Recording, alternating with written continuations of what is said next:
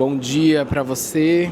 Tô trazendo esse vídeo hoje num contexto diferente. Tô aqui no aeroporto de Congonhas, mais uma vez, tomando o meu cafezinho aqui no Lago Apa, que é maravilhoso. Inclusive vou dar um gole para vocês.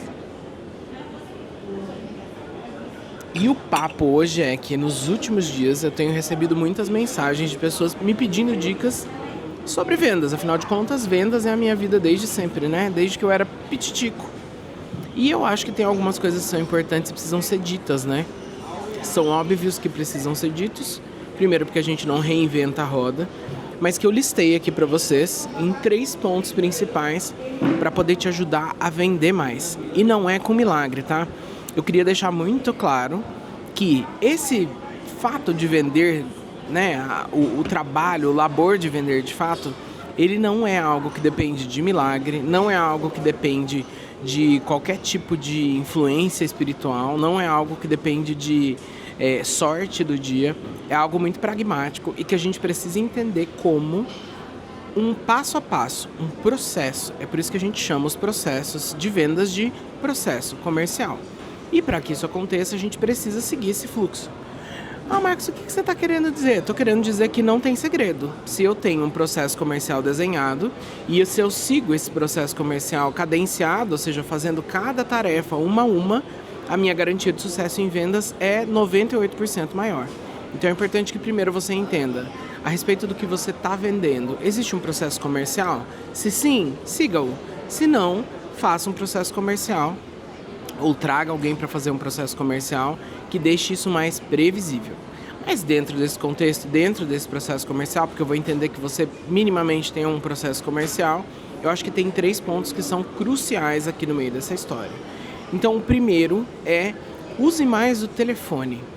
Gente, existe um paradigma muito forte de que eu principalmente, que sou da geração dos anos 90, viveu cenas de que o telefone custava muito caro, que a gente precisava pagar pela linha e que hoje é super democratizado.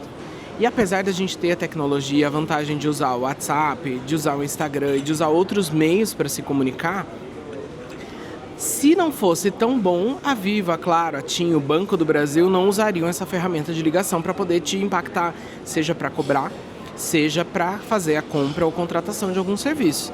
Se isso funciona, eles têm grandes call centers, é sinal de que isso funciona ainda. Tá, tudo bem, eu entendi, mas como é que eu faço isso? Pessoal, o segredo da ligação, e anota bem isso que eu vou te dizer, presta atenção. O segredo das ligações são o número de tentativas que a gente faz delas. Então, geralmente, um time comercial tende a ligar 1 ou 2 vezes, e aí, obviamente, o cliente não vai atender, porque pode ser que ele tenha um bloqueio no celular, e aí desiste. Pula para o próximo. O fluxo ideal é de 5 a 8 tentativas e eu vou te explicar o racional por trás disso. Depois eu posso até trazer um vídeo falando especificamente disso, mas quando eu ligo de 5 a 8 vezes, a partir da 4ª vez as operadoras elas desbloqueiam a ligação por entender que pode se tratar de uma emergência e você começa a ser impactado por essas ligações. Então, pense comigo. Você que está aí assistindo esse vídeo provavelmente tem alguém importante que sai de casa todos os dias. E pode ser que essa pessoa em algum momento sofra um acidente, passe mal. Então, quando a gente recebe ligações insistentes do mesmo número, a tendência de eu pensar que se trata de uma emergência é muito maior. E por isso, entre a 5ª e 8ª ligação, esse pensamento vai pairar na minha mente e vai fazer com que eu pense em atender. E aí eu atendo. Obviamente, pode ser que eu atenda essa ligação um pouco pé da vida, mas daí é o protocolo de como eu vou me conectar com essa pessoa para que faça com que essa roda ande, tá? Porque eu não ligo. Provavelmente você tem medo de ser invalidado, medo de ser rejeitado. E isso a gente trabalha em terapia, tá? Esse medo da rejeição ou medo de ser invalidado, ele é muito comum. Mas a gente precisa pensar, e eu falo para os meus times o seguinte: cara, você está ligando para uma pessoa que você não conhece e que basicamente, se der ruim essa ligação, você bloqueia o telefone dela e tá tudo certo, você não vai mais falar e nem vai ouvir mais falar nesse nome. Então, leve isso a frio, tá? É algo que a gente precisa levar com frieza de fato, porque é um processo, tá? Isso faz parte do processo. O segundo ponto muito importante aqui é escuta ativa. Existe uma linguagem do amor, para quem não leu o livro ainda, das 5 linguagens do amor, que se fala de tempo de qualidade. Quando eu me disponho em uma ligação, falar com alguém, ou em uma conversa de vendas, ou em uma reunião, ouvir a pessoa de fato, isso muda o jogo, né? Como eu faço isso? Eu ofereço para ela perguntas que fazem com que ela se sinta à vontade para falar comigo. Como você está se sentindo hoje? Legal, e me conta um pouquinho da sua história. Como é que começou isso? Para que a pessoa se sinta em um ambiente confortável para poder falar. E aí, quando ela começa a falar, ela vai entregando pra gente as camadas que existem ali, principalmente as objeções maiores e as crenças que ela tem que podem impedir isso de você vender ou não, tá? Isso é muito importante. E aí, criar esse ambiente confortável prolonga também o tempo, né?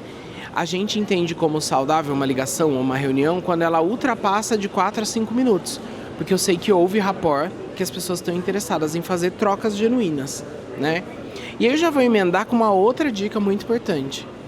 Primeiro você precisa servir para depois ser servido. Então primeiro você ajuda e depois a pessoa te ajuda.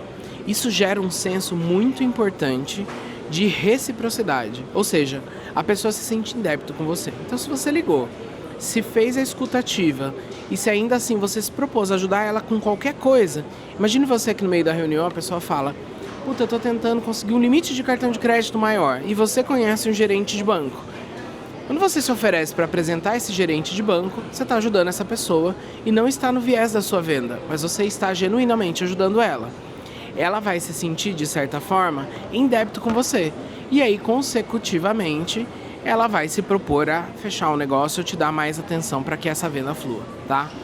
Fique muito atento sobre essa frase. Primeiro você serve, para depois você ser servido.